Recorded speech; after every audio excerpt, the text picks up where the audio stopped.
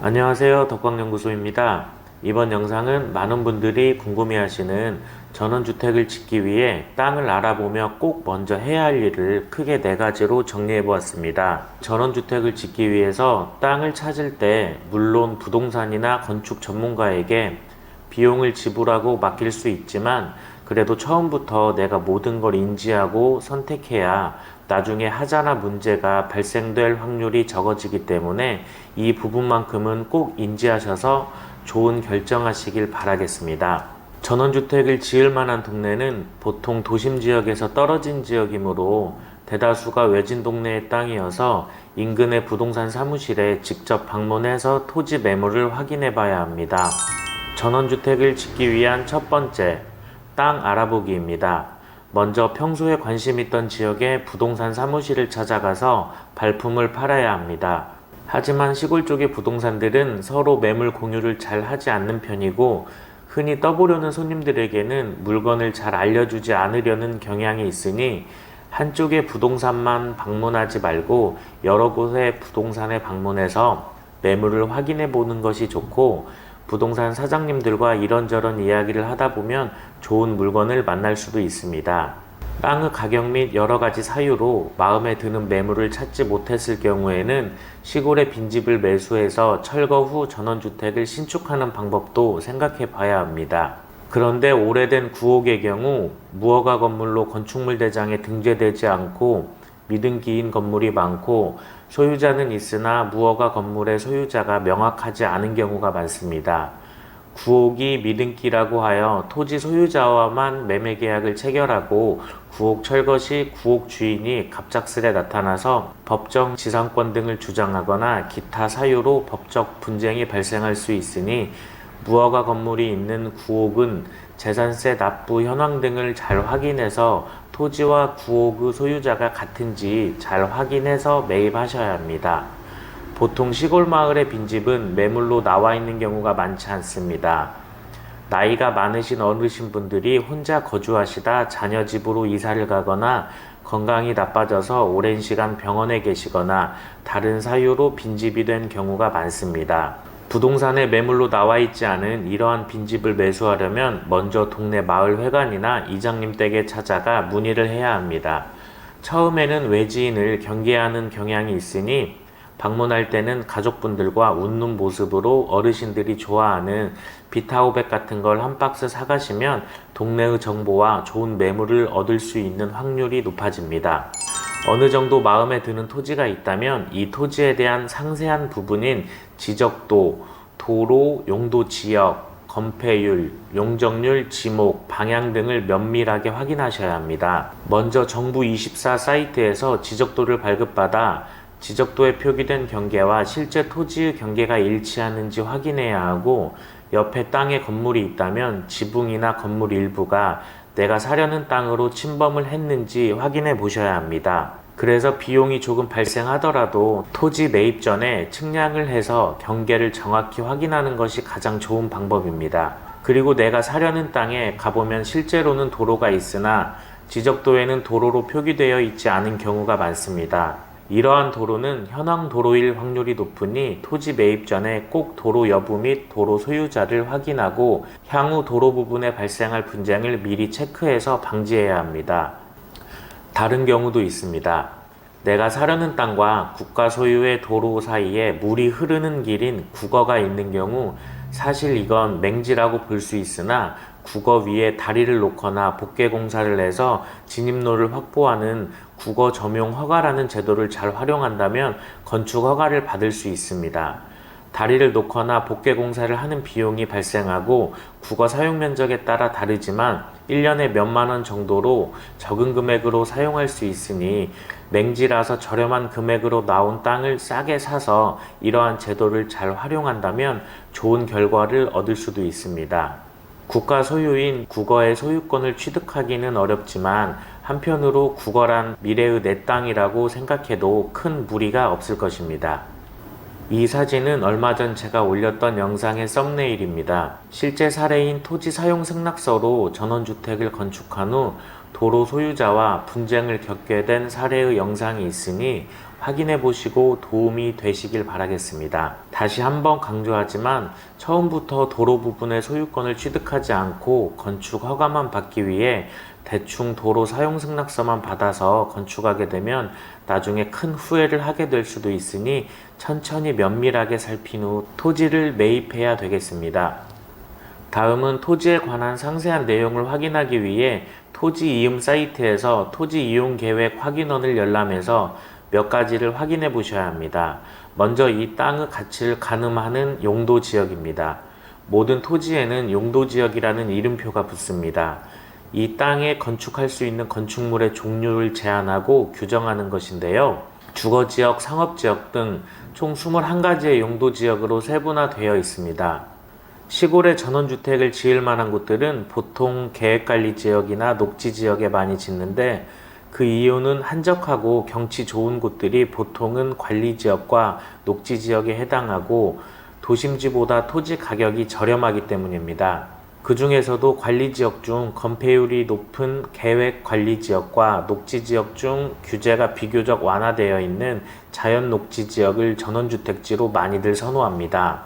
모든 토지는 용도지역에 따라 건폐율과 용적률이 지정되어 있는데 쉽게 얘기해서 내 땅이 계획관리지역이고 면적이 100평이라고 한다면 계획관리지역의 건폐율은 40% 미만으로 내 땅 100평에 40%를 적용시켜 약 40평까지 집을 지을 수 있다는 것입니다. 용적률은 건축물의 높이를 제한하는 것으로 보통의 전원주택은 1, 2층이므로 큰 제약을 받지 않으므로 생략하겠습니다. 그리고 중요한 부분인 토지의 지목입니다. 토지의 주된 용도에 따라 토지의 종류를 28가지로 구분해 놓은 것인데 흔히 건물을 짓는 용도인 대지라고 하는 대, 농사를 짓는 용도인 전, 답, 그리고 도로, 임야 등이 이에 해당합니다. 토지의 지목이 대인 경우 건물을 지을 때 별도 비용이 발생하진 않지만 전이나 답의 농지에 건물을 지으려면 농지 전용 부담금이 추가로 발생하게 됩니다. 추가로 농지를 취득할 때는 농지 취득 자격증명원이라는 서류가 필요한데 이 부분은 뒤에서 자세하게 설명해 드리겠습니다. 농지 전용 부담금은 평방미터당 농지 면적의 개별 공시지가의 30% 금액을 곱해서 산출하게 됩니다.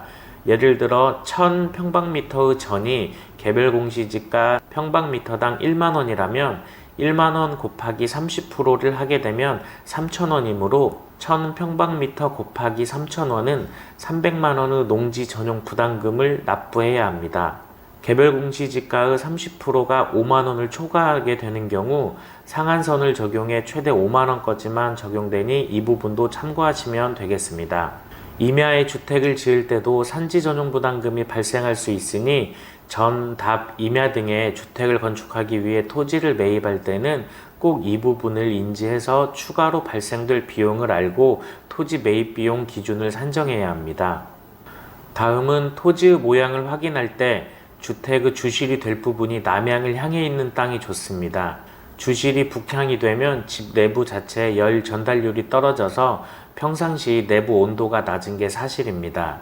최대한 주실 방향이 남향을 바라보는 땅을 선택하여야 하며 주실의 전망 등을 이유로 남향에서 멀어지게 되면 추가로 창호 등 단열 비용이 발생될 수 있으니 건축 설계 당시 주택의 주실 방향을 확인하고 단열 부분을 신경 써야 향후 난방비 등의 절감 효과를 볼 수 있을 것입니다. 이번에는 향후 큰 비용이 발생될 수 있는 기반시설입니다. 전기나 수도, 난방 등이 되지 않는다면 사람이 살 수 없으므로 아주 중요한 부분이기도 합니다. 우리가 도시에서 당연하게 누리던 전기, 수도, 난방, 인터넷 등의 기반시설 사용이 시골에서는 제약이 많습니다. 전기는 주택을 지으려는 땅과 주변 전봇대로부터 200m 이내인 경우에는 전기 인입 비용이 따로 발생하지 않습니다. 그러나 200m를 초과하게 되면 미터당 약 5만원 정도의 공사 비용이 발생하므로 토지 매입 전에 한전에 문의해서 추가로 발생될 비용을 확인해 보셔야 합니다. 마찬가지로 인터넷 통신선로도 미리 통신사에 확인해서 인입 설치 비용 발생 여부를 확인해 보시면 좋겠습니다. 보통 시골은 상수도가 들어오지 않는 경우가 많습니다. 인근에 상수도관이 있는지 담당 사업소에 문의를 해서 확인해 볼 수 있는데 상수도관부터 내 땅까지 거리가 멀다면 인입하는 비용이 많이 나올 수 있어 인입 자체가 어려운 경우가 많습니다.